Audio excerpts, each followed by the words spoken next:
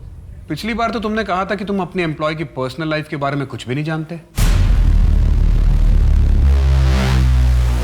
Sir, उसने मुझे double cross किया था। मैं शादी करना चाहता था उसके साथ, लेकिन वो मेरे और मुर्तज़ा हम दोनों के साथ सोती थी। हम दोनों का यूज़ किया था उसने। इसीलिए तुमने उसे इतना टॉर्चर किया कि परेशान होकर अंत में उसने खुदकुशी कर ली। सर, मैंने अगर रोजलिन के साथ कुछ गलत किया होता तो मैं आपके सामने क्यों खड़ा होता? और मुर्तज़ा वो गायब क्यों होता?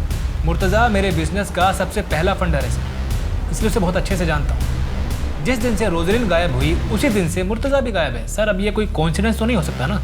जिस दिन रोजलिन ने सुसाइड किया 20 मार्च, उस दिन तुम उससे नहीं मिले थे?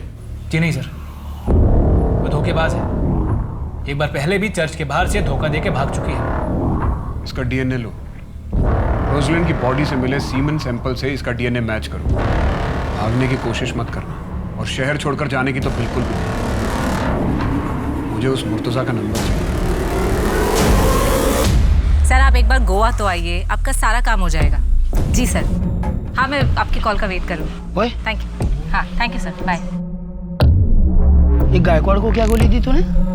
किसी से क्रैक नहीं हो रहा था, और तूने एक दिन में उसकी डील उड़ा दी। उसके साथ रात को मैं डिनर पे गई थी।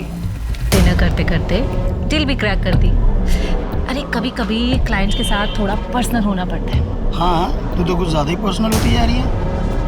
काश मैं भी एक लड़की होता, वो भी तेरी तरह खूबसूरत, इस रिसोर्ट का मालिक बन के बैठ जाए। अच्छा? क्या बदतमीजी है ये? तेरी वजह से आज मेरी नौकरी चली गई। ऑलरेडी तू 10 एम्प्लॉय गिरा चुकी थी, आज तूने मेरी विकेट भी गिरा दी। ये जो तू 50-60 हज़ार पे अटकी हुई है ना, अगर प्रोफेशनली काम करेगी तो 50-60 हज़ार पर night कमाएगी। What do you mean? सबको पता है तू कैसे डील क्रैक करती है। ज़्यादा सती सावित्री होने का नाटक मत कर। और थप्पड़ मारा है, आंधा ये बकवास की ना तो मुंह तोड़ दूंगी तेरा मैं। चल भाग यहाँ से।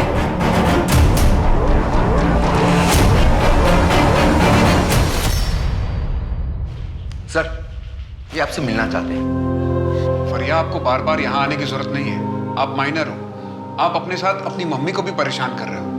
सर, मैं अपनी मम्मी को घर पे अकेला नहीं छोड़ सकती। बेटा, कुछ पता चलेगा तो हम सामने से आपको इन्फॉर्म करेंगे। सर, कैसे पता चलेगा जब आप एक मर्डर को सुसाइड मान के बैठे? बेटा, जस्ट ट्रस्ट मी, हम इस केस की जांच बहुत अच्छे से कर रहे हैं। अब आप घर जाओ। सर, प्लीज थोड़ा जल्दी कीजिए। आजकल के बच्चे सुसाइड करने से पहले ये नहीं सोचते कि उनके जाने के बाद उनकी फैमिली का क्या होगा। सर, ये रोजलिन की बैंक अकाउंट डिटेल्स है। उसके अकाउंट में 25 लाख रुपए मुर्तज़ा शेख ने डाले थे, और वो उसके फ्लैट का रेंट भी पे करता था। सर, मुर्तज़ा की ये फोटो बैंक से मैंने निकलवाई है। जब रोजलिन के पड़ोसियों को दिखाई तो उन्होंने इसे पहचान लिया। ये वही शख्स है जो रोजलिन के घर पर अक्सर जाया करता था, और उसके फ्लैट की चाबी भी इसके पास थी। जिस रात रोजलिन की मौत हुई उसी रात इसका फ़ोन भी बंद हो गया, और इसने अगले दिन 20 लाख रुपए अपने अकाउंट से निकालकर अपने अकाउंट को खाली कर दिया। ये शख्स अब कहाँ है, अब किसी को कुछ पता नहीं। प्रशांत का डीएनए मैच हुआ? सर, अभी तक रिपोर्ट नहीं आई है। इस मुर्तज़ा से 25 लाख रुपए लेने के बाद रोजलिन एक फाइनल बिजनेस ट्रिप पे जाने वाली थी। हो सकता है ये बात मुर्तज़ा को पसंद ना आई हो और दोनों के बीच में झगड़ा हुआ हो। लेकिन ऐसा क्या हुआ जिसकी वजह से रोजलिन ने सुसाइड कर लिया? एक काम करते हैं, रोजलिन के घर को री-इन्वेस्टिगेट करते हैं। शायद हम कुछ मिस कर रहे हैं। रोजलिन की उम्र 24 साल की थी। यूजुअली ऐसी लड़कियों को आर्टिफिशियल ज्वेलरी बहुत पसंद होती है, रोजलिन को भी रही होती, लेकिन हमें पूरे घर में सर्च के दौरान कोई ज्वेलरी नहीं मिली, ना ही कोई सुसाइड नोट। दिनेश, जरा उसका वीडियो दिखाना। शायद उसमें उसने आर्टिफिशियल ईयररिंग पहने थे। हाँ, ये ईयररिंग भी हमें घर में नहीं मिली, ना ही उसकी डेड बॉडी पर।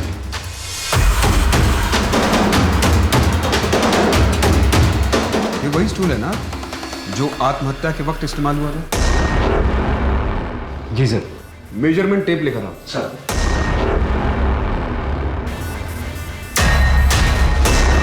दिनेश, इस स्टूल की हाइट नापो।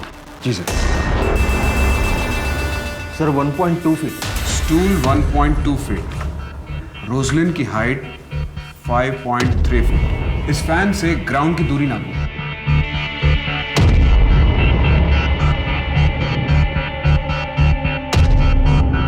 10 फीट। और हमें डेड बॉडी फैन से 1.5 फीट नीचे मिली थी।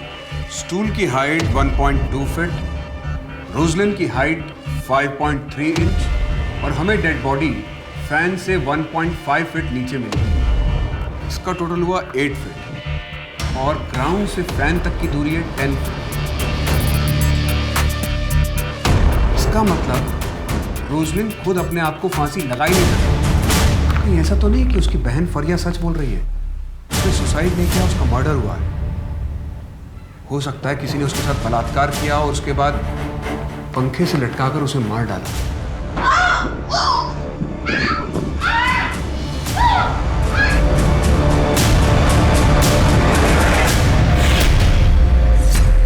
लेकिन सर घर में किसी के फोर्स एंट्री के निशान नहीं थे। हो सकता है हत्यारा रोजलिन की जान पहचान वाला हो, जिसके लिए रोजलिन ने आसानी से दरवाजा खोल दिया। शायद उसका वो बॉस है या फिर वो उसका बॉयफ्रेंड जिसके पास हर वक्त एक चाबी रहती है।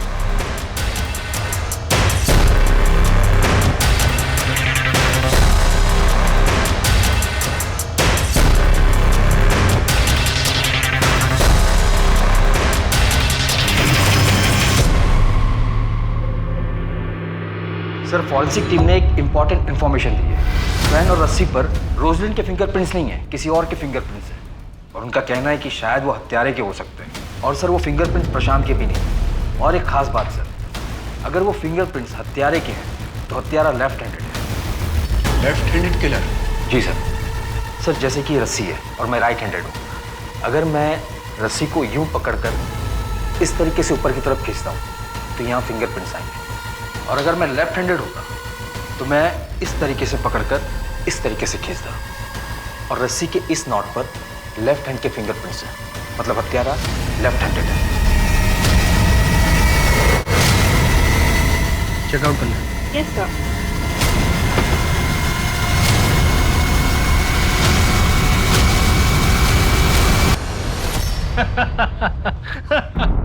हाँ हाँ जल्दी मिलते हैं। तुम ना स्ट्रेस बहुत जल्दी ले लेती हो। अच्छा कल मिलते हैं, ओके? किससे बात कर रहे हो? रोजलिन ने तो तीसरी पकड़ लिया। बाद में बात करता हूँ। अगर तुम मुझसे अच्छे से बात करती ना तो आज मुझे किसी और से बात करने की जरूरत नहीं पड़ती। रोजलिन की डेथ की रात तुम बैंगलोर ट्रिप के लिए निकले थे? जी, ये मैं आपको पहले भी बता चुका हूँ। तुम्हारी रात 2 बजे की फ्लाइट थी। हाँ तो तुम्हारी वाइफ रुबीना ने बताया कि तुम घर से रात 9 बजे निकले थे, 5 घंटा पहले। इतना वक्त तो इंटरनेशनल फ्लाइट के लिए भी नहीं चाहिए होता। तुम रोजलिन के घर गए थे? सर मेरा उस दिन रुबीना से झगड़ा हो गया था, इसलिए मैं घर से जल्दी चला गया था। ये एयरपोर्ट से पहले तुम्हारा लोकेशन रोजलिन का घर। अब सच बोलना, वरना वो हाल करूंगा कि झूठ बोलने लायक नहीं रहोगे। रोजलिन, तुम तैयार नहीं अभी तक? लेट हो रहे हैं, बेंगलोर जाना ट्रिप के लिए। मैंने कहा था ना, मैं नहीं जाऊंगी। रोजलिन, तुम अच्छे से जानती हो कि मुझे इस ट्रिप पर तुम्हारी बहुत जरूरत है। तुम मुझे प्रेजेंटेशन तो देने नहीं देते, अपने काम के लिए लेकर जाते हो। मैं नहीं जाऊंगी। रोजलिन, तुम ऐसा नहीं कर सकती हो। You know that I can't live without you. तो पहले अपनी बीवी को डाइवोर्स दो, उसके बाद मेरे पास आना। नाउ प्लीज गेट आउट, वरना मैं शोर मचाऊंगा।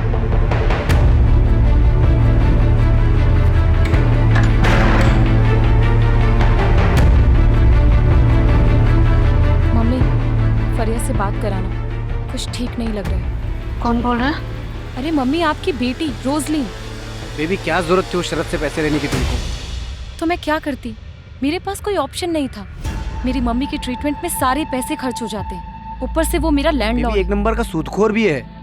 बेबी रिस्की होता है। अच्छा ठीक है, कल शाम तक मैं तुमको 5 लाख इंतजाम करके देता हूँ, तुम उसका पैसा वापस दो।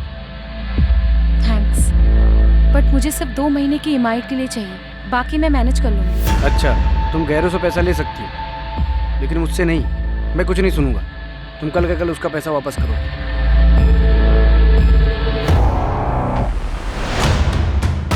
ये तो कलर जेरोक्स आधार कार्ड है, ओरिजिनल कहाँ है? ओरिजिनल क्यों चाहिए? होटल में भी KYC होने लगा क्या? कैश पेमेंट दे रहा हूँ ना। ठीक है, 2004 पे जाइए।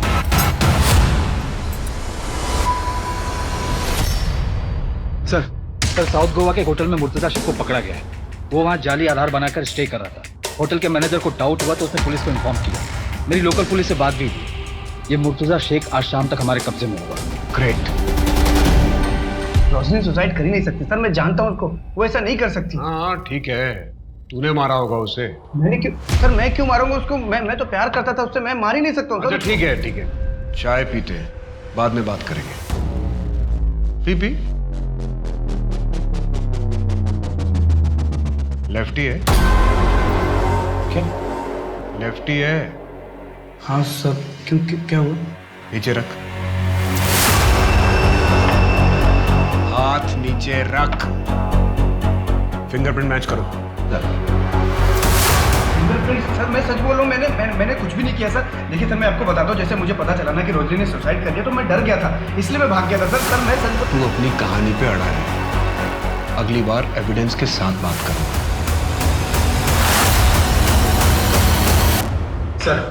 सर मुर्तजा के फिंगरप्रिंट्स कातिल के फिंगरप्रिंट से मैच नहीं हुए। व्हाट?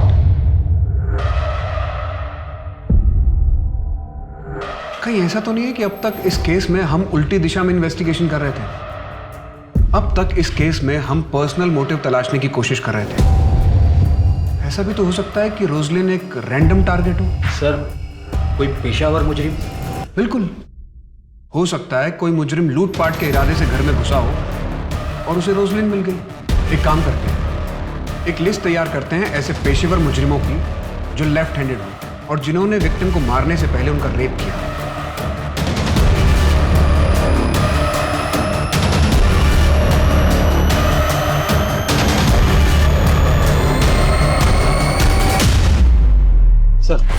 सर टोटल ऐसे 15 हिस्ट्री शीटर हैं जो लेफ्ट हैंडेड हैं, मगर इनमें से सिर्फ 5 पर ही मर्डर और रेप के केसेस हैं और वो 5 ही जेल के हैं। अगर ये जेल में है तो फिर ये सारे कांड किए किसने? उस दिन को मारने के लिए जैसे नॉट को बांधा गया था, वैसे नॉट उन कैदियों के लिए बांधे जाते हैं जिन्हें सजाए मौत होती है। सर एक्चुअली हमसे मिस हो गया था, फॉरेंसिक एक्सपर्ट ने पॉइंट आउट किया है। एक काम करो, गोवा स्टेट में जितने भी जल्लाद हैं उनसे मिलो और बात करो, शायद हमें वहां से कुछ लीड मिले। जी सर। आपके जेल में कोई लेफ्ट हैंडेड मुजरिम था जो रेप और मर्डर के चार्जेस में अंदर था और शायद उसे फांसी का नॉट भी बांधना आता हो? नहीं।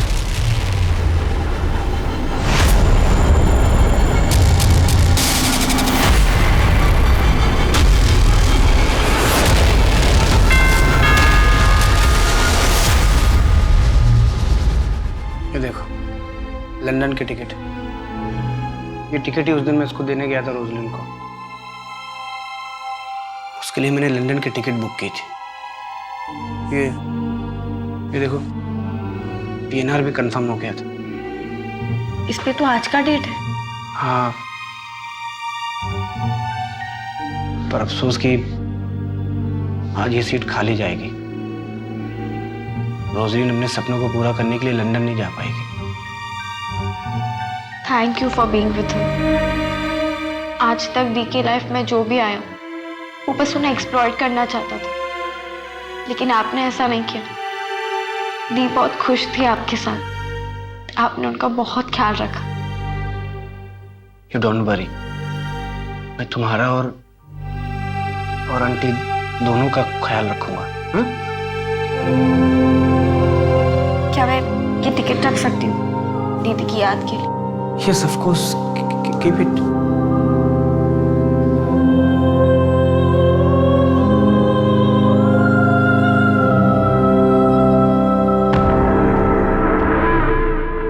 यार जब भी मेरे पापा मेरे को कॉल करते हैं ना, एक ही चीज बोलते हैं कि चुपचाप चिपलून आ जा। अब ये बता मैं चिपलून जाके करूंगी क्या? जितना कमा रही हूँ गोवा में उतना कर सकती हूँ वहां पे काम? बिल्कुल भी नहीं। और वैसे भी मुझे अपनी सिस्टर को ना अच्छे कॉलेज में डालना है, और तुझे तो पता ही है कि MBBS का कितना डोनेशन देना पड़ता है। और हाँ, I want to open my own resort. एक काम करते हैं, मुझसे शादी कर ले यार, साथ में रिजॉर्ट खोलेंगे। क्या शादी? हाँ, शादी कर ले, हो गया तेरा? चल मैं जा रही हूँ, मुझे लेट हो रहा है।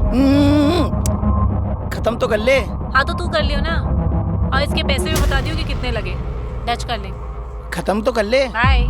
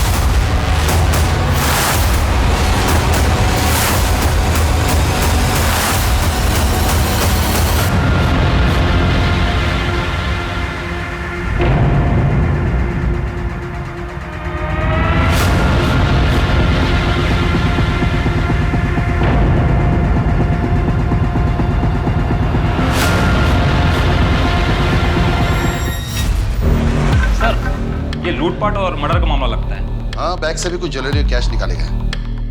फॉरेंसिक वाले को कहना है कि किलर लेफ्ट हैंडेड था। सर वो लोग इतने कंफर्म कैसे हैं? बैग की चेन पर अंगूठे का निशान दाहिनी तरफ। अगर इसे दाहिने हाथ से खोला गया होता तो चेन पर निशान बाईं तरफ होता। इसी से फॉरेंसिक वालों ने अंदाजा लगाया। स्टेफी लेफ्ट हैंडेड थी? नो सर, राइट हैंडेड थी। इस बयान पे साइन करो।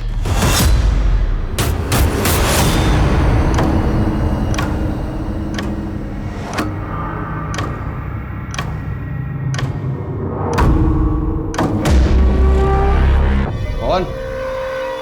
देखो क्या सर बीड़ी है। बॉडी को पोस्टमार्टम के लिए भेजो और इसे फॉरेंसिक लैब में और पता करो इस बीड़ी पे कौन से थंब के निशान हैं। और जितने भी स्टेफी के करीबी हैं उन सबके सैंपल कलेक्ट करो। मुझे लग रहा है कि शायद इसका रेप भी हुआ है। सचिन और स्टेफी के जानने वालों में से किसी के भी सैंपल मैच नहीं हो रहे। अगर इनमें से किसी ने भी उसका रेप और मर्डर नहीं किया है तो फिर किसने किया है? स्टेफी के दुश्मनों की लिस्ट बहुत लंबी है। पहले उस लिस्ट को खंगालना पड़ेगा। उसके कलीग्स उससे बहुत खफा थे। सबसे पहले जितने भी हाल फिलहाल में होटल के स्टाफ नौकरी से निकाले गए हैं पहले उन्हें टैप कर दें। सर। हाँ सर, मैं दीपक बोल रहा हूँ। आपने 15 दिन पहले एक लेफ्ट हैंडेड आदमी के बारे में पूछा था ना? उस वक्त याद नहीं है, लेकिन एक बात है जो मुझे अभी याद आई है। सर एक आदमी था जिसे फांसी का फंदा बनाने में बहुत दिलचस्पी थी और उसका नाम तबरेज आलम है। 6 महीने पहले जेल पर बाहर आया। ठीक है सर, तबरेज आलम, इसके ऊपर टोटल 6 मर्डर और रेप के केसेस थे। एक बार एक कैदी को फांसी लगनी थी तो इसने जल्लाद जयदीप से पूछा कि फांसी का नॉट बांधते कैसे। जब जयदीप ने उससे पूछा कि वो जानना क्यों चाहता है तो उसने कहा कि उसे ये स्टाइल बहुत पसंद आया। इस तबरेज आलम की पूरी जन्म कुंडली निकालो और इसके डिटेल सारे पुलिस स्टेशन के साथ शेयर करो। जी सर। ये तबरेज आलम रहता कहाँ है? सर यहाँ अंजुना का रहने वाला है। हाल ही के कुछ आंकड़ों के मुताबिक हिंदुस्तान में हर घंटा कम से कम 4 औरतों के साथ बलात्कार होता है और हर दिन लगभग 87 रेप केसेस दर्ज किए जाते हैं। ये आंकड़ा सिर्फ उन अपराधों का है जिन्हें पुलिस स्टेशन तक पहुंचने का मौका मिला। रोजलिन और स्टेफी दोनों के साथ पहले बलात्कार हुआ था, जिसके बाद दोनों को जान से मार दिया गया था। शक की सुई अब विक्टिम्स के आसपास के लोगों से हटकर एक ऐसे अपराधी पर थी जिसके कारनामों की फहरिस्त काफी लंबी थी।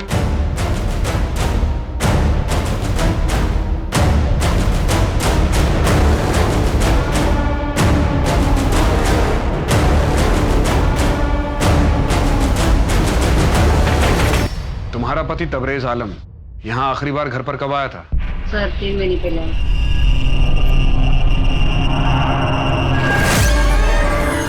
आप कब आए? कब से तुझे सोता देख रहा हूँ। फिर उठने का इंतजार कर रहा था। बहुत इंतजार करवाया तूने। ऐसा लगा कि हमेशा के लिए सुला दूंगा। मजाक कर रहा हूँ। तू मायके क्यों नहीं गई? बोला था ना तुझे मायके चले जाने के लिए। यहाँ तेरा रहना ठीक नहीं है। हाँ? घर में अकेले रहती है। अगर कोई सन की घर में घुस जाए, तेरा रेप कर दे और तुझे मार दे तो? आप जेल से कब छूटे? अरे पागल है साले, किसी और की जगह मुझे पढ़ के ले गए थे। तू सो जा, मैं आता जाता रहूंगा। वो साजिद के साथ मैंने नया धंधा शुरू किया है, उसी काम से बाहर जा रहा हूँ। सर घर को सर्च कर रहा था तो ये शर्ट मिली, इसकी एक बटन मिसिंग।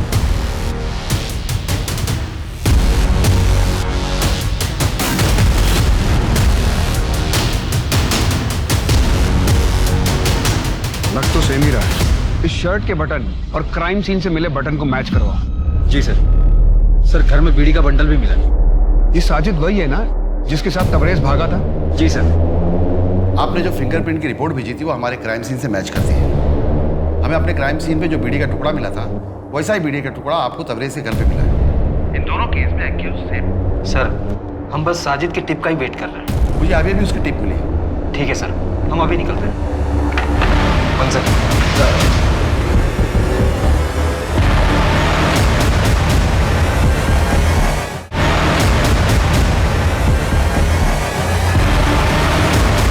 साजिद, एक बड़ी पार्टी है, 50 किलो बिरयानी चाहिए। मिलेगा ना भाई?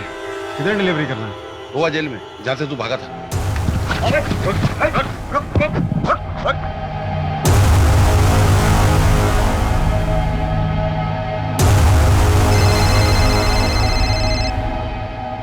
पे 20 किलो गोश्त लेकर आना है शाम के लिए।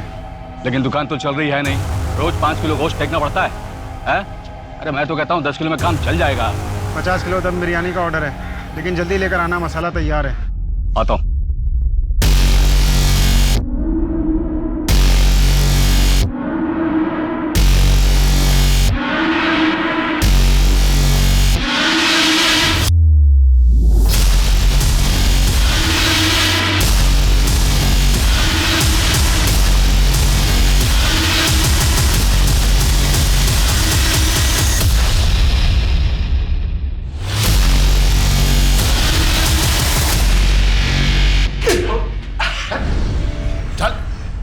बोल जल्दी जल्दी। अरे यार आप लोगों ने तो दूसरी बार धप्पा कर दिया। तीसरी बार मौका नहीं देंगे। इस बार तुझे अंडा सेल में रखेंगे, वहीं अपनी दुकान डाल लेना। जेल से भागने के बाद तूने अपनी दुकान खोली, चाहता तो इज्जत से जी सकता था, तो फिर वापस ये सब क्यों शुरू किया? मजा आता है साहब। जैसे ही मुझे पता चलता है ना कि एक लड़की एक घर में अकेले रहती है, तो मैं सोचने लगता हूँ कि वो अकेले क्यों रहती है, क्या करती होगी अकेले में। फिर मेरे हाथ में खुजली उठती है और मुझे लगता है कि मैं जाऊं और अभी जाके उसका काम अकेलापन खत्म कर दूं। सर घर में कैसे घुसता था? वो लड़कियां तुझे अंदर क्यों आने देती थी? अरे सर 4G इंटरनेट है, उसी से तो सीखा मैंने चाबी बनाना।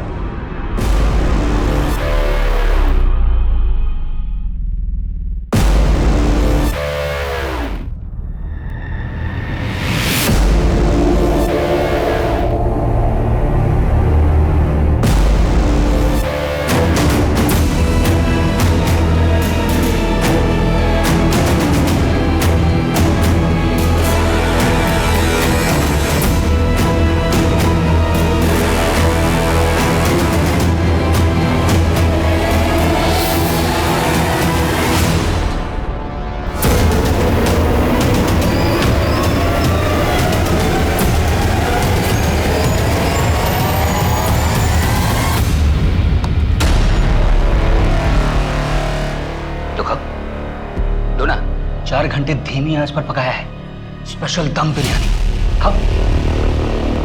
अरे मुंह तो लगा लो।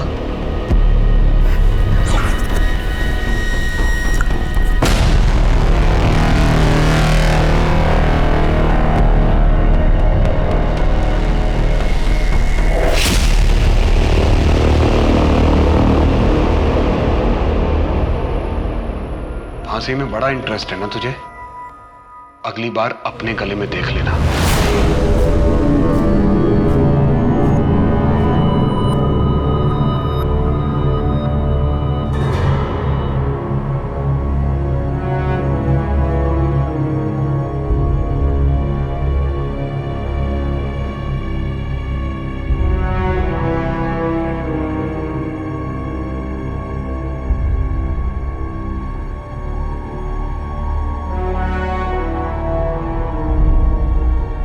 पुलिस की गिरफ्त में आने के बाद तबरेज आलम ने ऐसी और 6 औरतों के बारे में बताया जिनके साथ बलात्कार करने के बाद उसने उनकी हत्या की। आज भी उसे अपने किए पे जरा भी पछतावा नहीं है। रोजलिन और स्टेफी दोनों महत्वाकांक्षी लड़कियां थीं जो अपने परिवार की जिम्मेदारी उठा रही थीं। एक इंसान के कुटिल प्रवृत्ति के कारण उनके उज्जवल भविष्य और अभिलाषापूर्ण जीवन को समय से पहले समाप्त होना पड़ा। राक्षसों को मारने वाली देवियां और उन्हें पूजने वाले अब इस देश में सुरक्षित नहीं हैं, लेकिन हम सब मिलकर इन्हें सुरक्षित कर सकते हैं। अब मैं सोनाली कुलकर्णी आपसे विदा लेती हूँ। फिर मिलेंगे एक ऐसे ही चौंका देने वाले केस के साथ क्राइम पेट्रोल सतर्क जस्टिस रीलोडेड में। तब तक अपना और अपने परिवार का ख्याल रखिए। आप जानते हैं हम सब एक मुश्किल दौर से गुजर रहे हैं। कृपया मास्क पहने, समय समय पर हाथ धोते रहें और उचित दूरी बनाए रखें। जय हिंद।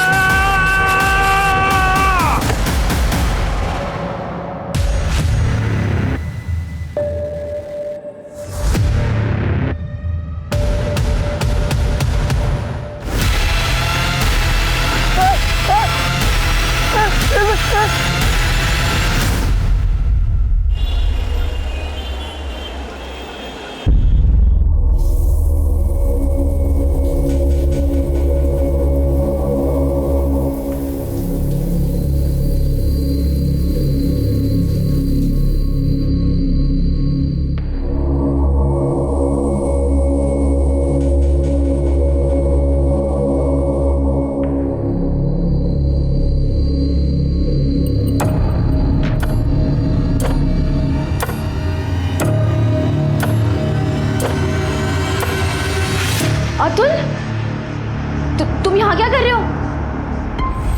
अरे तुम्हें शर्म नहीं आ रही क्या? मैं तुम्हारे दोस्त की बहन हूँ। नहीं, मुझे लगा ये प्रवीण का कमरा है इसलिए मैं। अच्छा, बेवकूफ समझ के रखा है मुझे? हाँ, तुम्हें पता नहीं दादा का कमरा कौन सा है? छूना क्यों? छुआ मत मुझे, दूर रहो मुझसे, दूर रहो मुझसे। क्या हुआ? दादा, मैं कपड़े चेंज कर रही थी और ये अतुल मुझे वहां से झांक झांक के देख रहा था।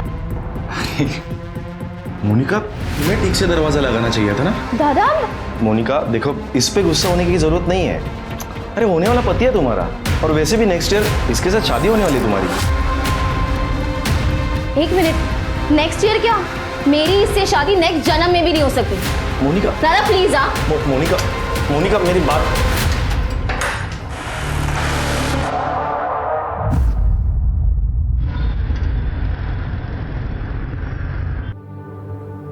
बाबा, ये तो समझ रहे। हाँ। अरे अभिजीत, अरे घर का राशन खत्म हो गया है और लाइट का बिल भी नहीं भरा अभी तक। प्लीज थोड़े पैसे दे दो। इससे पैसे ले लेना। इस महीने का सारा खर्चा मैंने इसे पहले से ही दे दिया। क्या? पैसे? वो ना एक्चुअली सारे पैसे मैंने दोस्त के साथ एक स्कीम में इन्वेस्ट कर दिए। क्या? फिर किसी वाहियात काम में पैसे बिगाड़े होंगे तूने। बाबा, आप लोग को कुछ पता है कि ये क्या करती है, कहाँ जाती है? बस अपने दोस्तों के साथ पार्टी और मजे करने में मेरे पैसे बर्बाद करती रहती है। आपके पास कोई हिसाब है? मैं आज के बाद पैसे नहीं देने वाला। अरे लहा नहीं थी, नादानी में गलतियां होती है। तू तो तीसरे आगे से लगलस, कुछ कर रही है ना वो। ऐसे में कभी फायदा कभी नुकसान होता है। तू क्या चाहता है? ये नकारी बैठी रहे? ये सिर्फ नुकसान करवा सकती है, और मैं अपने मेहनत के पैसे इस तरह से बर्बाद होते हुए नहीं देख सकता। शोभा, अभिजीत सही बोल रहा है। मुझे बताओ, तुम कब तक कविता की गलतियों पर पर्दा डालती रहोगी? लगता है गांव की पुश्तैनी जमीन बेचकर ही गुजारा करना पड़ेगा अभी। जो करना है कर लो, पर आज के बाद मैं पैसे नहीं देना। अब तो घर जाने को भी डर लगता है। वही चिक चिक अनाप शनाप खर्चे, मेरी थोड़ी बहुत सैलरी भी कम पड़ जाती है। मैं कुछ मदद करूँ क्या? देख मोनिका, तुम अमीर हो, पर मैं इतना भी गरीब नहीं कि तेरे भाई से मदद लूँ। एटलीस्ट मेरी ये खुददारी प्लीज बची रहे। हाँ, लेकिन उस घर से मैं कंटाल गया हूँ। सोचता हूँ कि कहीं दूर चला जाऊँ। अभिजीत, तुम जहाँ भी जाओगे ना, मुझे साथ में लेकर जाओ प्लीज। लेट हो रहा है, हमें निकलना चाहिए ना। ठीक है, चल।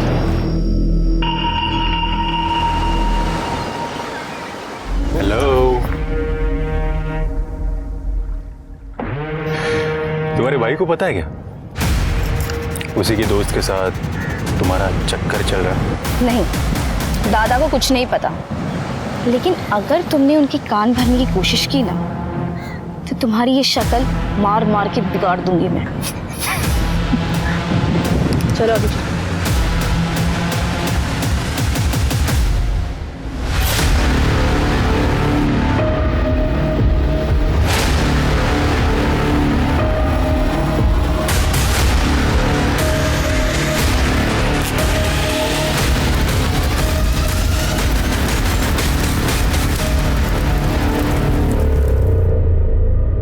नमस्कार, मैं सोनाली कुलकर्णी क्राइम पेट्रोल 70 के इस नए अध्याय में आपका स्वागत करती हूँ। इस दुनिया में अगर किसी चीज को बुरी नजर से बचाकर रखने की सबसे ज्यादा जरूरत है तो वो है प्यार।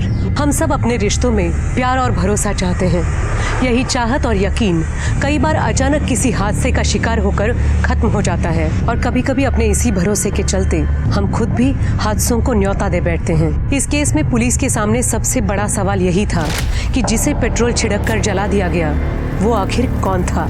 आज हम एक ऐसा rarest of the rare case लाए हैं जिसमें दर्ज कुदरत का करिश्मा देखने वालों को न सिर्फ हैरान कर देगा, बल्कि आप ये सोचने पर भी मजबूर हो जाएंगे कि क्या सचमुच मरने वाले की रूह भी वापस लौटकर अपने लिए इंसाफ की मांग करती है।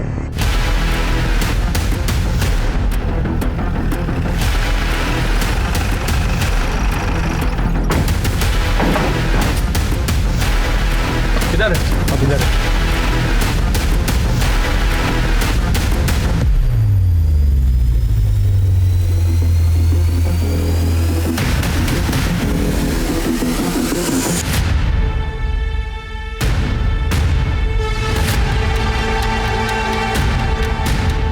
लाश पूरी तरह जल चुकी है। इस तरह तो इसकी पहचान करना मुश्किल हो जाएगा। पेट्रोल की स्मेल आ रही है। कर ले, बगा जरा। सर।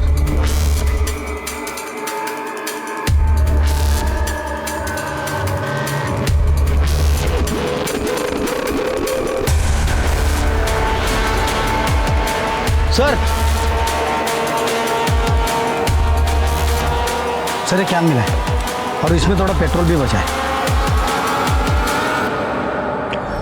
शिरके, फॉरेंसिक टीम को बुलाओ और हाईवे पे जितने पेट्रोल पंप्स हैं सबका सीसीटीवी फुटेज निकलवाओ। हो सकता है वहीं से कुछ मिल जाए। बघा जरा अजून काय सापडतंय का? सर।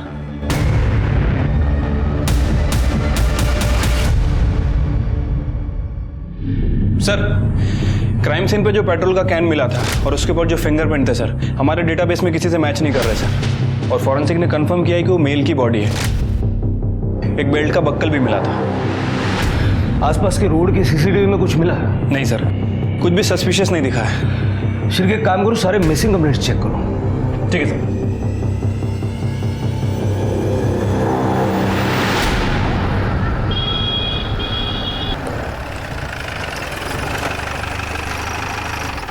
सर, जो डेड बॉडी हमें मिली थी उसकी पीएम रिपोर्ट आ गई सर।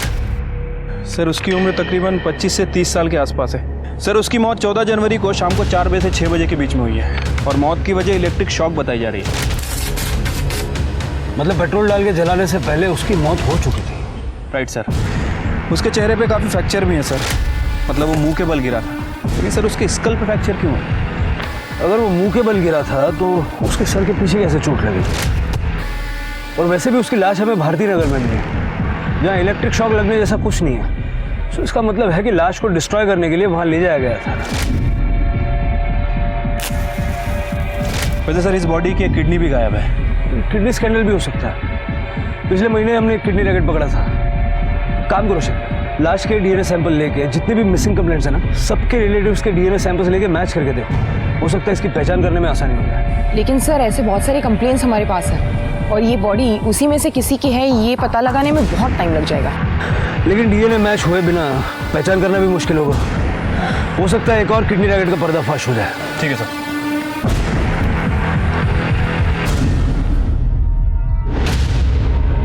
तमाम कोशिशों के बावजूद पुलिस को ना ही उस अनजान लाश की शिनाख्त में कोई कामयाबी मिल रही थी और ना ही कातिल का कोई सुराग मिल पाया। लेकिन 2 साल बाद अचानक एक ऐसी अजीबोगरीब घटना घटी कि खुद पुलिस भी हैरान रह गई। वो ऐसा वाकया था जिस पे भरोसा करना मुश्किल था, लेकिन कई बार वो होता है जिसकी कल्पना हम सपने में भी नहीं कर पाते।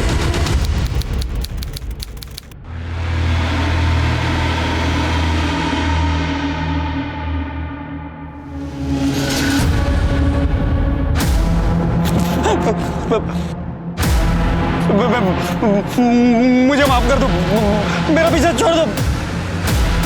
नहीं।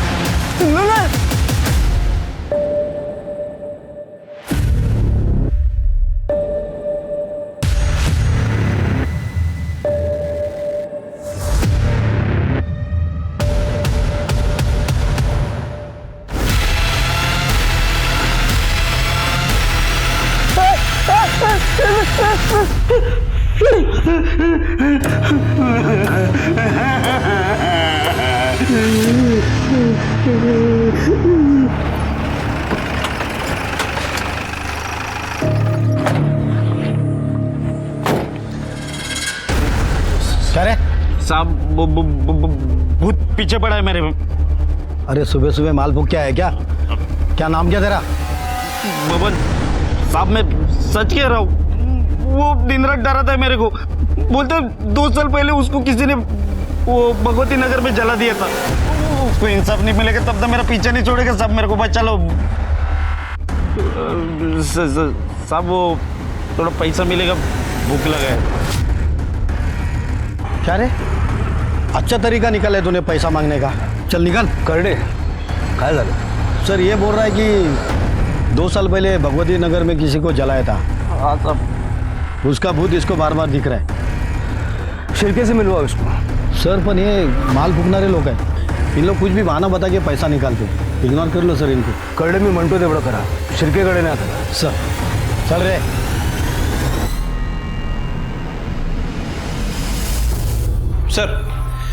सर 2 साल पहले भगवती नगर में कोई जली हुई लाश नहीं मिली थी।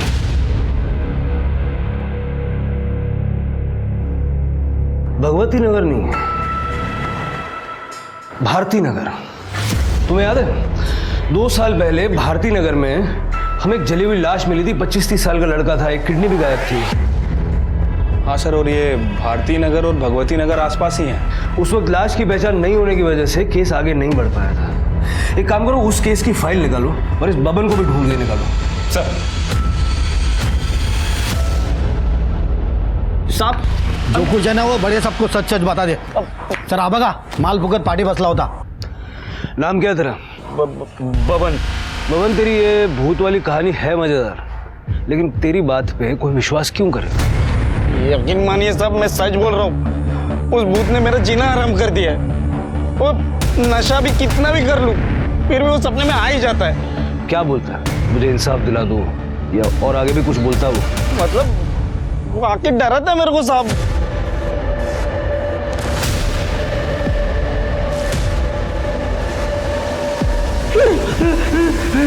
मान लेते हैं तेरी भूत वाली कहानी सच है। कभी उसने कोई नाम बताया, किसने मारा, क्यों मारा, कुछ ऐसा बताया? हाँ साहब, अभिजीत। और कुछ? क्या हुआ, कैसे हुआ? अरे साहब मैं सच बोल रहा हूँ, मेरे को कुछ नहीं मालूम है साहब। मैं आपके हाथ जोड़ता हूँ, मेरे को इस भूत से बचा लो। किसी दिन इसके डर से मैं मर जाऊंगा साहब। ठीक है, अभी निकल, लेकिन इधर उधर भागना मत। ठीक है साहब। इस भवन का भूत उतारना पड़ेगा, जरा नजर रखो इसमें। शिरके, 2 साल पहले की मिसिंग कंप्लेंट्स दोबारा चेक करो। उसमें अभिजीत नाम के 25-30 साल के लड़के की कोई कंप्लेंट है क्या, जरा देखो। ठीक है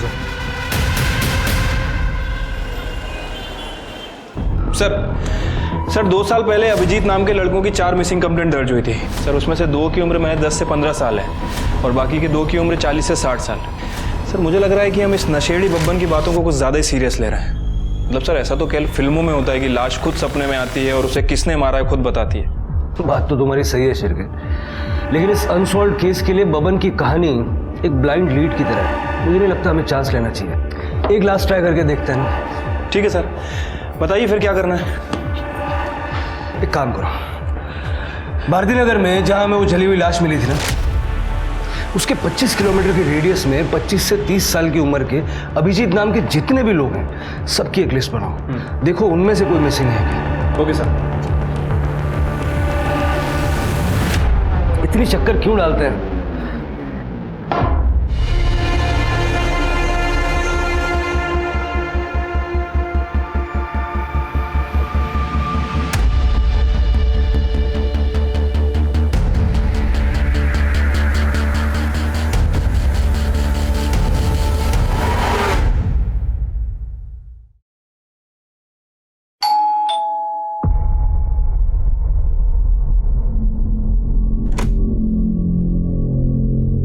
चंद्रकांत यादव का घर यही है? हाँ। बाबा। काइगर पुलिस साहब, आप यहाँ? घबराइए मत, हम लोग बस जनरल इंक्वायरी के लिए आए हैं। अभिजीत नाम का लड़का यहीं रहता है?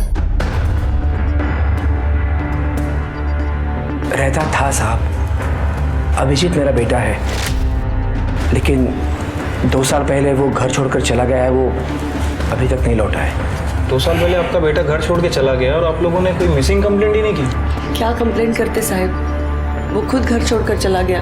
फिर उसने एक मैसेज भी लिखा कि वो नहीं आएगा वापस। हमारा और उसका संबंध खत्म। उसके बाद हमने उसका फ़ोन भी ट्राई किया, लेकिन हमेशा बंद ही आया। साहब एक मिनट रुकिए।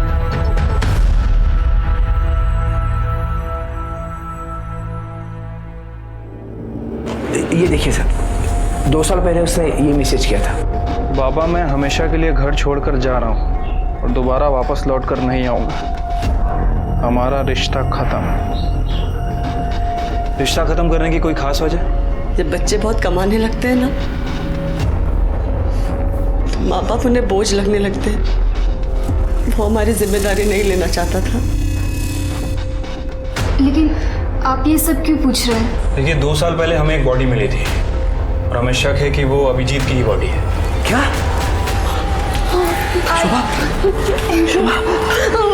क्या बोलते हैं? रो मत। हो सकता है वो हमारा अभिजीत नहीं होगा।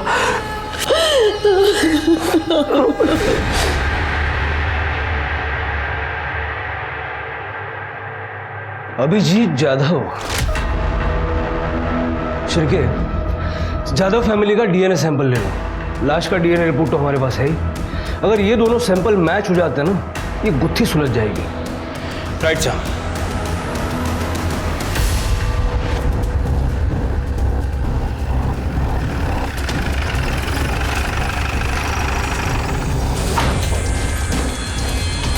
कहाँ जा रहे हैं आप लोग?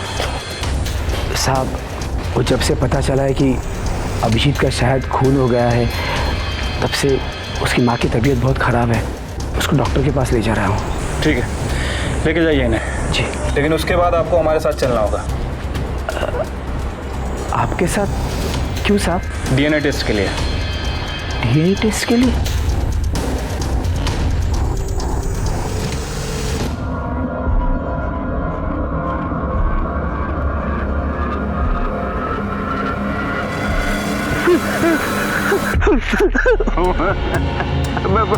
मुझे माफ कर दो, मेरा पीछा छोड़ दो। मैं जितना कर सकता था मैंने कर दिया है। अब इससे ज्यादा मैं पुलिस के सामने मुंह खोलूंगा तो खुद मुसीबत में फंस जाऊंगा।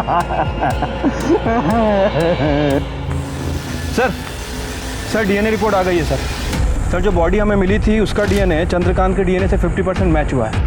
मतलब सर कंफर्म है कि वो बॉडी चंद्रकांत के बेटे अभिजीत की है। इस बबन का नशा उतारने का टाइम आ गया। मुझे पहले ही डाउट था कि उसने हमें पूरी बात नहीं बताई थी। क्राइम लोकेशन और विक्टिम का नाम किसी को सपने में कैसे आ सकता है? हाँ सर, वैसे डाउट तो मुझे भी था, लेकिन अभी रिपोर्ट कंफर्म होने से डाउट खत्म हो गया।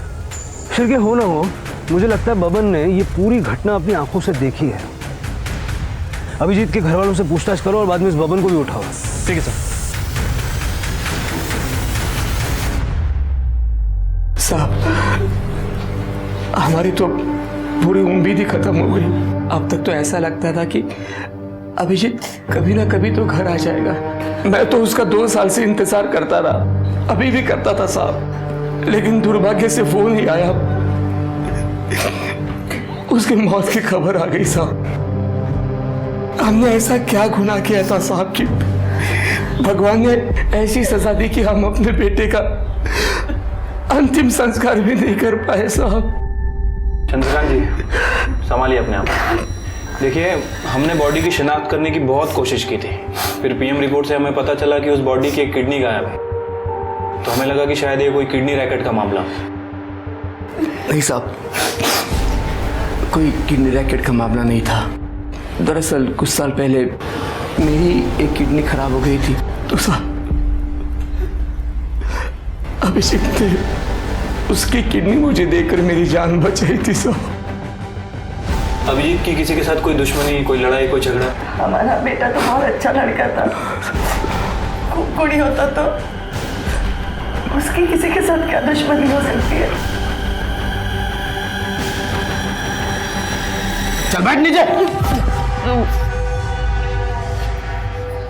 बबन, तुझे जो जो पता है सब कुछ बता दे, वरना जो तरीका हम अपनाएंगे ना, तेरे पीछे जो भूत पड़ा हुआ है ना, वो भी डर जाएगा। हाँ, मैं सच बता रहा हूँ, मेरे को जितना मालूम था मैंने सब बता दिया। जब ये कुछ बताने के लिए तैयार हो जाना, तब इसको मेरे सामने लाना। तब तक इसकी खातिरदारी करो। साहब नहीं साहब, नहीं, मैं बताता हूँ, सब बताता हूँ साहब। ये वो 2 साल पहले की बात है। मैं वो जंगल में बैठ के माल फूक रहा था साहब। अब मैंने 2 जन को एक लाश को जलाते हुए देख लिया साहब।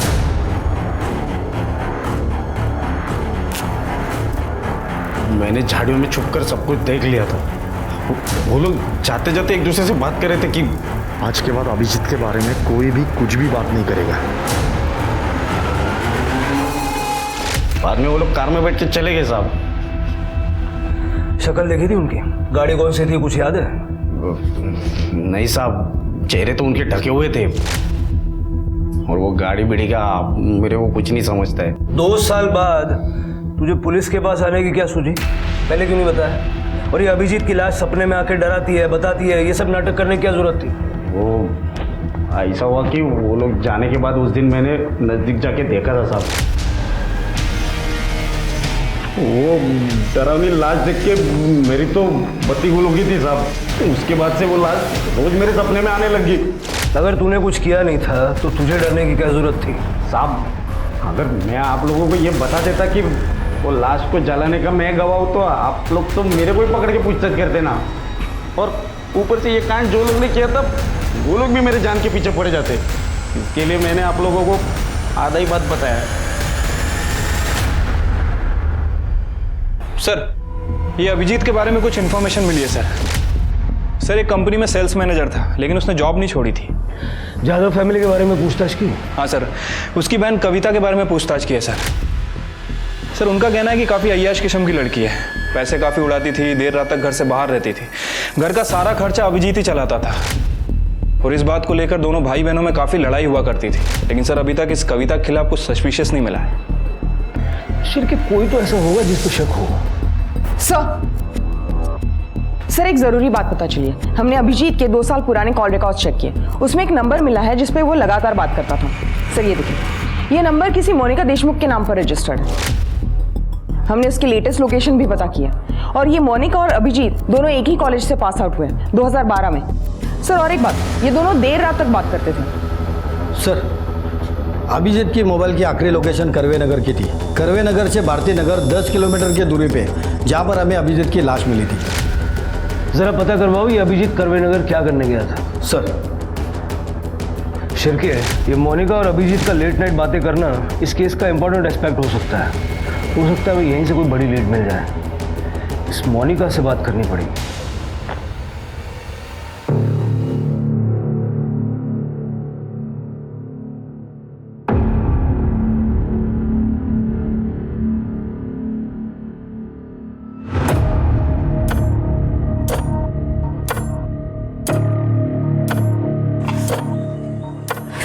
अतुल प्लीज, अतुल प्लीज, बहुत काम पड़ा है और मेरा मन भी नहीं है। मन नहीं है तो क्या मना करेगी मुझे?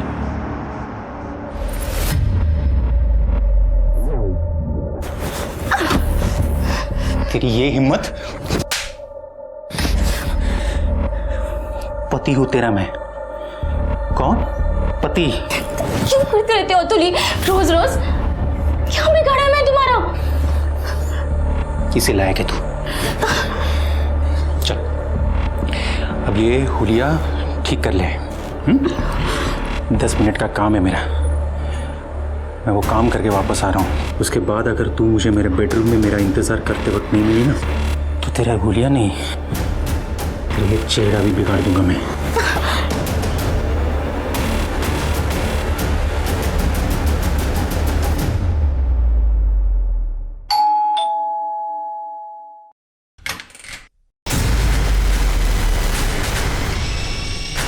जी, आप लोग? मोनिका। जी, कहिए।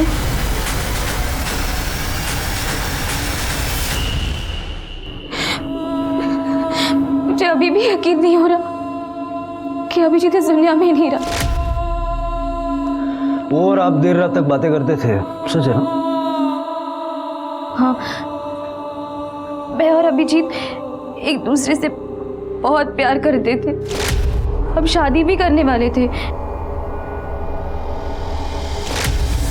लेकिन फिर वो गायब हो गया। उससे मुझे मैसेज भी किया था कि मैं उसे भूल जाऊं। फिर भी मैं उसे लगातार मैसेज करती रही, कॉल करती रही,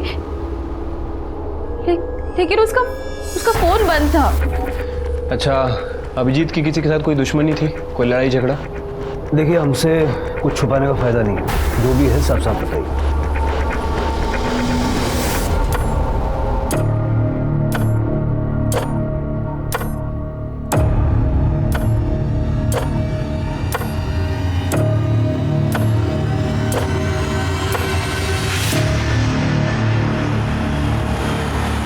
पता नहीं, जो भी है। दादा दादा दादा ना दादा को ना दादा शर्म नहीं आती? चुकी नहीं है दादा, एक कहाँ चुकी नहीं है? कहाँ चुकी नहीं है? दोस्त के बहन के साथ गुलछर्रे उड़ाने गलती नहीं है? हाँ? वो समझ नहीं सकता। दोस्त बन के ऐसे धक्का दे रहा, शर्म नहीं आती तेरे को? देख देख प्रवीण, मैं मोनिका से प्यार करता हूँ और मैं उसे कोई धोखा नहीं दे रहा हूँ। मैं मोनिका से शादी करना चाहता हूँ। इसके आगे एक भी वर्ड बोला ना तो इधर किधर जमीन में गाड़ दूंगा, समझा? औकात में रहे अपनी। कम से कम अपना स्टेटस तो देख लिया होता।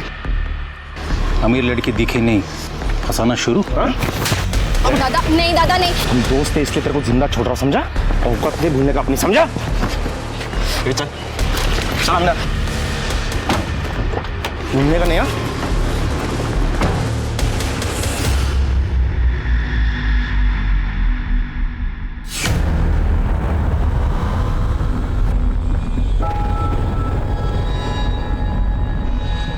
मोनिका, तुम यहाँ और ये सामान?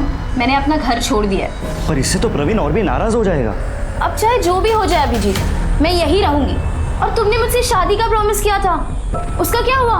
हाँ मोनिका। देखो देखो अभिजीत, मोनिका, अगर तुम दोनों शादी करना चाहते हो तो कर सकते हो, हमें कोई एतराज नहीं है। हो ना गा? मोनिका, मोनिका, मोनिका, तुझे अपने घर की इज्जत का जरा भी ख्याल नहीं?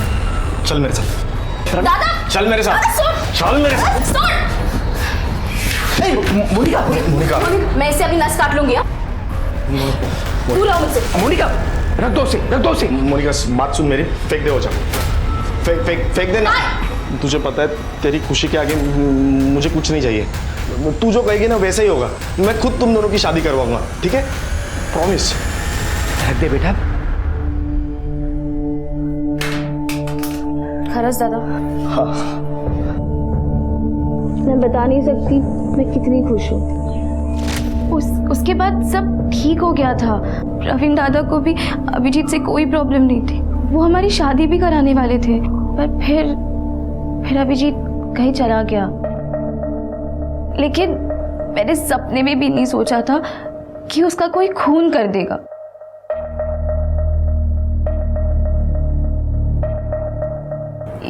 ये मेरे पति है अतुल।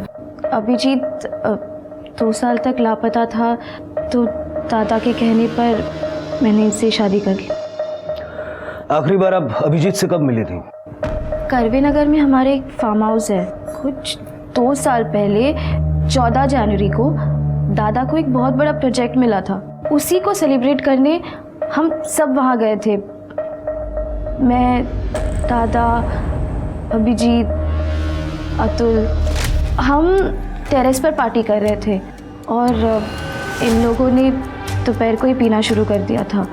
अभिजीत, मुझे ना बहुत अर्जेंट काम आ गया, मुझे निकलना पड़ेगा। हाँ, अभी तो पार्टी स्टार्ट हुई है। बहुत इम्पोर्टेंट है। So sorry. इसलिए करीबन 4:30-5 बजे तक मैं घर निकल आई थी। उसके बाद मैंने अभिजीत को कभी नहीं देखा। मोनिका के जाने के बाद फार्म हाउस पे क्या हुआ था? सर, हम लोग तो बस सेलिब्रेट करके निकलने वाले थे, पर सर अभिजीत ने बहुत पी रखी थी। हम लोग ने बोला उसे कि बहुत हो गया, निकलते अब। तो सर उसे और पीनी थी, तो वो वहीं रुका रहा, पर हम लोग सब निकल आए। सर एक करवे नगर के फार्म हाउस पे जहां अभिजीत की बॉडी मिली थी, उसे लास्ट बार वहीं पे देखा गया था। और सर उसके फ़ोन रिकॉर्ड के हिसाब से उसकी लास्ट लोकेशन भी फार्म हाउस की थी। मतलब सर इस फार्म हाउस पे कुछ गड़बड़ हुई है। हाँ शिरकिया, वैसे भी प्रवीण और अभिजीत के फाइनेंशियल स्टेटस में जो बहुत बड़ा गैप है उसे हम नज़रअंदाज नहीं कर सकते। सर और एक बात नोटिस करने वाली है, अभिजीत के फ़ोन से उसके परिवार को और मोनिका को जो मैसेजेस किए थे 14 जनवरी को, वो करीब 8 बजे के थे। और पोस्टमार्टम रिपोर्ट के हिसाब से अभिजीत की मौत शाम 4 से 6 बजे के बीच हुई। मतलब प्रवीण अपनी बहन की शादी अभिजीत से नहीं बल्कि अतुल से करवाना चाहता था। और अतुल भी ये जानता था कि मोनिका उससे नहीं बल्कि अभिजीत से प्यार करती है। राइट सर, और ऐसे हालात में शक इन दोनों पर ही है। मतलब गड़बड़ फार्म हाउस पे ही हुई है। चलो।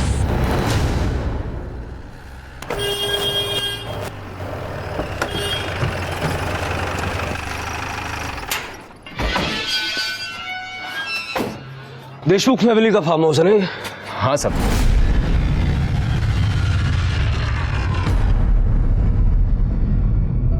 दो साल पहले 14 जनवरी को यहाँ क्या हुआ था? 2 साल पहले की बात किसको याद रहेगी साहब? पार्टी हुई थी यहाँ, तुझे याद नहीं है? हाँ हाँ वो याद है ना सब। वो पूरा हफ्ता मैं छुट्टी पर था। 2 साल पहले क्या हुआ था वो याद नहीं है, छुट्टी पे था ये याद है। हाँ सब, वो मेरी बेटी की शादी थी ना तभी। प्रवीण लास्ट टाइम कब आए थे यहाँ? वही 2 साल पहले साहब। वो आए और बोले फार्म हाउस बंद कर दो, उसके बाद से तो कोई नहीं आया सर। हाँ पर मुझे मेरी चौकीदारी की पगार मिल जाती है सर। तलाशी लेनी है मैं यहाँ की। हाँ सब लीजिए ना। बगा सगळीकडे।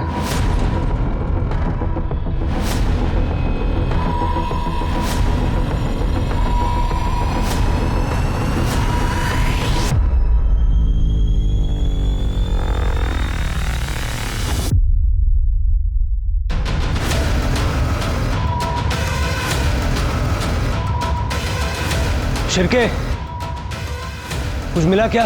नहीं सर, यहाँ बहुत सारी शराब की बॉटल्स हैं। लगता है यहाँ पे रेगुलर पार्टीज होती थी।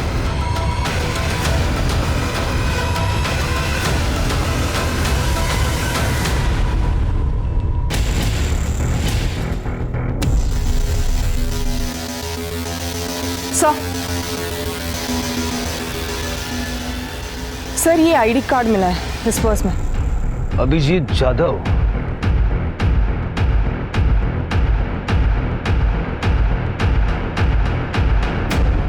तो थोड़ी तेरी अक्कल है? पुलिस को सारी कहानी बतानी क्या जरूरत थी? दादा, अगर मुझ में थोड़ी भी अक्ल होती ना तो मैं ये नहीं समझती कि अभिजीत मुझे छोड़कर भाग गया। लेकिन उसके साथ जो हुआ वो कितना बुरा हुआ। अरे जो हुआ उसका मुझे भी दुख है, लेकिन अब क्या करूं? दादा, हमें अभिजीत को इंसाफ दिलाने के लिए पुलिस की मदद करनी चाहिए।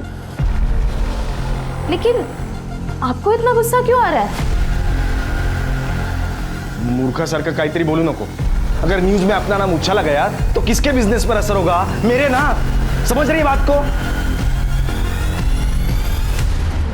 सर इस करवे नगर के फार्म हाउस में कुछ ना कुछ तो जरूर हुआ है। मैं भी वही सोच रहा था। शिरके,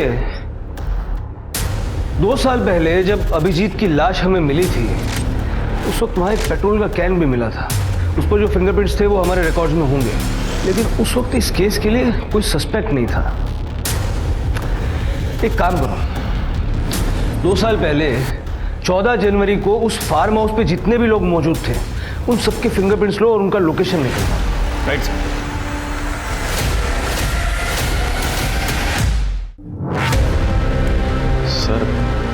अभिजीत हमारा दोस्त था सर। उस दिन से उसका गायब होना, फिर उसकी मौत की खबर सुनकर हम भी बड़े दुखी है सर। सर उस दिन फार्म हाउस से हम लोग निकल गए थे, वो अकेला ही था। कौन कहाँ था ये तो जल्दी पता चल जाएगा। सर हम लोग सच कह रहे हैं सर, हम लोग फार्म हाउस से निकल गए थे। हमने तो सब बता दिया, फिर भी आप बार बार हमें क्यों परेशान कर रहे हैं सर? देखो, अगर तुम लोग इनोसेंट हो तो डरने की कोई जरूरत नहीं। सच तो जल्दी सामने आएगा ही।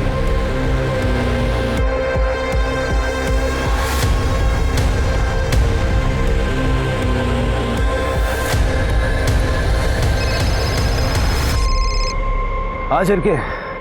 सर फिंगरप्रिंट रिपोर्ट आ गई है। सर पेट्रोल के डब्बे पे जो फिंगरप्रिंट मिले थे वो प्रवीण और अतुल से मैच हो रहा है। मतलब खून इन्हें दोनों ने किया है। Right sir. 14 जनवरी 2017 उस दिन के तुम दोनों के मोबाइल लोकेशन निकाले हमने। कहाँ के थे पता है? भारती नगर, जहां अभिजीत की लाश को जलाया गया। वहां हमें पेट्रोल का कैन भी मिला था, उस पे तुम दोनों के फिंगरप्रिंट्स हैं। सर हमारा यकीन कीजिए, हमने अभिजीत को नहीं मारा। अपनी बहन की शादी अभिजीत से करवाने का सिर्फ ढोंग कर रहा था। तू चाहता था कि तेरी बहन की शादी अतुल से हो, और आखिर में तुम दोनों ने मिलके अपने मन की हसरत पूरी कर ली। नहीं सर, हम सच कह रहे हैं, हमने अभिजीत को नहीं मारा। सर हम लोग फार्म हाउस से निकल गए थे, वो नशे में तो वहीं पे रुका था, हमने नहीं मारा उसे। झूठ बोल रहा है सर ये, और इसके वॉचमैन ने भी हमसे झूठ बोला था। उस दिन 14 तारीख को वॉचमैन फार्म हाउस पे ही था। उसकी बेटी की शादी तो 10 जनवरी को ही हो गई थी। वॉचमैन ने 14 तारीख को शाम को 7 बजे फार्म हाउस फ़ोन किया था, और उसके बाद ये प्रवीण फार्म हाउस आया था। सर मैं सब कुछ सच बताता। बता जल्दी बता।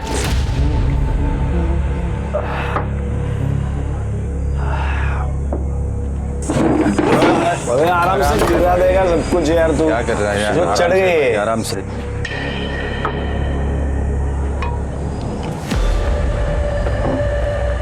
सुनो मैं क्या बोल रहा हूँ? अबे क्या कर रहे हैं यार? अबे ऊपर मत जा अभिजीत, ओपन वायर है, शॉक लग जाएगा। अबे कुछ नहीं होगा यार, आजा। अरे पिया हुआ है, तू उधर मत जा भाई, नीचे आ जा। उस शाम हमारी पार्टी ठीक ठाक चल रही थी, लेकिन अचानक तब हमारे क्लाइंट का मुझे कॉल आया। अभी मेहता का फोन है, क्लाइंट अपना। हेलो, हाँ सर। हाँ सर पहुंचता हूँ। ए भाई हम लोग जा रहे हैं, आ रहे क्या तू? लेकिन वो आने के लिए तैयार ही नहीं था। फिर हम लोग निकल गए। फिर 1-1.5 घंटे के बाद वॉचमैन का मुझे फ़ोन आया। उसने मुझे बोला कि वो अभिजीत ज़मीन पर गिरा है, मर चुका है। फिर हम लोग तुरंत वहाँ पे गए और देखा कि वो जलने की बू आ रही है। मतलब वो ओपन इलेक्ट्रिक वायर का शॉक लगा होगा, ये ऊपर से नीचे गिर गया। हाँ ऐसे ही हुआ होगा ना।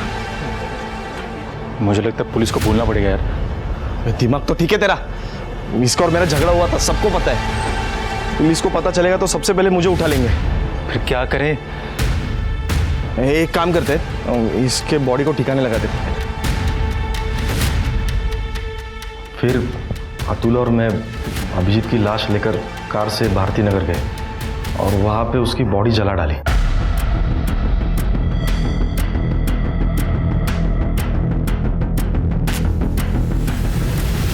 आज के बाद अभिजीत के बारे में कोई भी कुछ भी बात नहीं करेगा। और फिर बाद में राजाराम वॉचमैन को पैसे देके उसको चुप करवाया। इसका मतलब है कि 8 बजे के आसपास अभिजीत के फादर और मोनिका को जो मैसेज गए थे, वो भी अभिजीत के फोन से, वो तुमने ही किए थे। अब जल्दी जल्दी बता दे कि अभिजीत का फोन कहाँ है? अभिजीत का फोन सर? हमने अभिजीत का फोन नहीं देखा सर, सच कह रहे सर। तुम दोनों की बातों में सच्चाई कितनी है ये जल्दी पता लग जाएगा। पेट्रोल छिड़ककर अभिजीत की लाश को आग में झोंकने वाले अतुल और प्रवीण पुलिस की गिरफ्त में थे, लेकिन क्या सचमुच उन्हीं दोनों ने अभिजीत को मौत के घाट उतारा था, या अभिजीत का कातिल अभी भी खुली हवा में सांस ले रहा था? पुलिस असली कातिल तक पहुंच पाती उससे पहले इस केस में एक और हैरतंगेज मोड़ आना अभी बाकी था।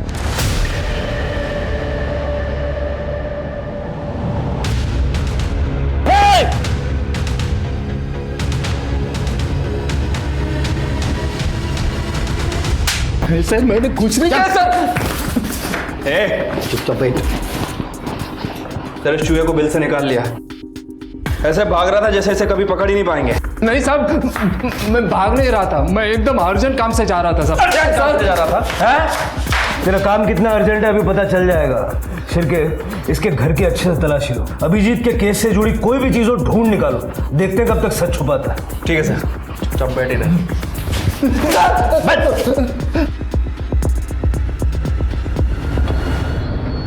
सर हमने राजाराम के घर की तलाशी ली थी। ये देखिए 2 साल पुराना वीडियो मिला उसके फोन में।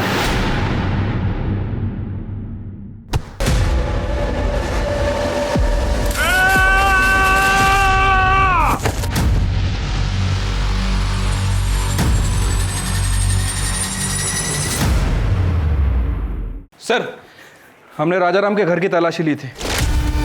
ये देखिए 2 साल पुराना वीडियो मिला उसके फोन में। ये वीडियो राजाराम के हाथ कैसे लगा? सर वो तो नहीं पता, लेकिन जब मैंने इस राजाराम का बैंक अकाउंट चेक किया सर, मेरा शक और बढ़ गया। सर, ये जो वीडियो वाला आदमी है, राजाराम के अकाउंट में हर महीने पैसे ट्रांसफ़र कर रहा है, जब से हमने अभिजीत का केस ओपन किया है। उठा लो इसे। सर, क्या कह रहे हो आप इंस्पेक्टर साहब? ये सरासर गलत है। मैं अपने बेटे को क्यों मारूंगा, वो भी जान से? अरे साहब, मैंने कभी चाटा भी नहीं मारा उसको। करने आना त्याला। सर,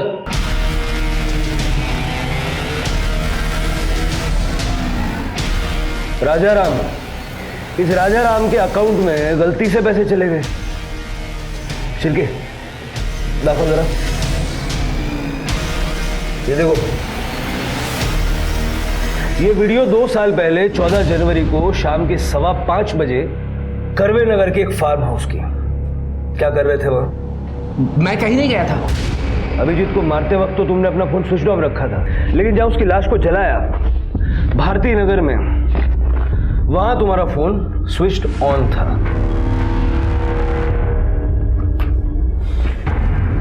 और एक और बात जो तुम हमें बताना भूल गए, लेकिन हमने पता लगा लिया। अभिजीत तुम्हारी पहली बीवी का बेटा है, शोभा का नहीं। इसीलिए हटाया ना उसे रास्ते से। अब सीधे सीधे बताओगे या अपने तरीके से उगलवाएं? अभिजीत की माँ सरिता मेरी पहली बीवी थी, उसका देहांत हो गया। उसके बाद सरिता की बहन शोभा से मैंने शादी की, लेकिन अभिजीत को ये बात कभी नहीं बताई मैंने। लेकिन साहब, मेरे एक रिश्तेदार से झगड़ा हो गया और उसने सारी बात अभिजीत को बता दी। उसको पता चला कि उसकी माँ उसकी सौतेली माँ है। तब से वो डिस्टर्ब हो गया साहब। ये कविता जो है वो मेरी और शोभा की बेटी है। पहले कविता और अभिजीत के बीच में भाई बहन का रिश्ता था, लेकिन ये बात समझने के बाद बाबा, बर्दाश्त की भी हद हो गई है। जितनी भी जमीन बची है ना, उसमें इसका सिर्फ 20 से 25% है, बाकी सारा हिस्सा मेरा है। कुछ भी हो जाए, लेकिन मैं अपना हिस्सा इसके साथ नहीं बांटने वाला। घर में हिस्से को लेकर, प्रॉपर्टी को लेकर रोज झगड़े होते थे और उससे मेरी परेशानियां बढ़ती गई और मुझे मजबूरन अभिजीत को मारने का प्लान बनाना पड़ा। अरे हाँ भाई, मैं शाम तक फार्म हाउस में पहुंच जाऊंगा। अरे मैं श्योर 100% आ रहा हूँ। मैं दोपहर में वहाँ जाकर छिप गया था और मौके के इंतज़ार में था, और साहब वैसा मौका मिला भी। शाम के समय अभिजीत के एक दोस्त सब निकलने लगे।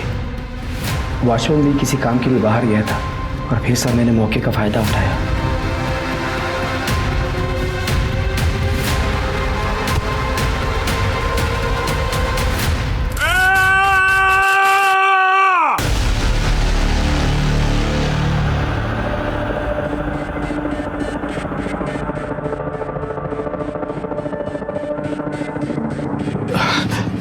देखो, किसी को कुछ मत बोलना।